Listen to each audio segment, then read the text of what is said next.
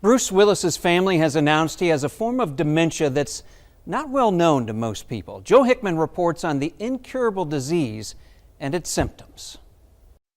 When Susan and Gary Gilmore of Mount Vernon heard that 67-year-old actor Bruce Willis had been diagnosed with frontotemporal dementia, or FTD, so named because it affects the frontal and temporal lobes of the brain, they were some of the few people who knew what the debilitating disease was, because Susan, a third-grade teacher for over 20 years, has the same illness.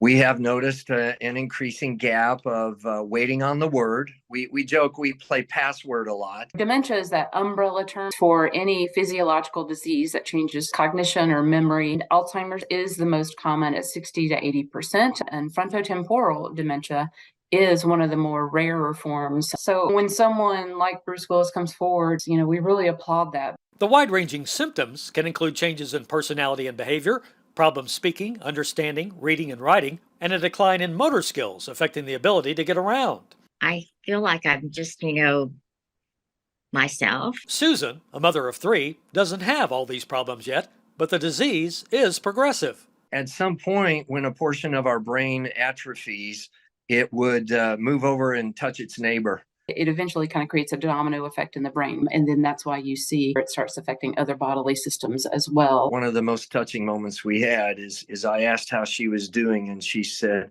"I just want to stay me." And also, with memory loss that comes with aging, you're probably able to remember that word you were trying to think of later. Often with Alzheimer's or other forms of dementia, that word just never comes back to you. This form of dementia can start earlier, at the age of 45 to 64 years old.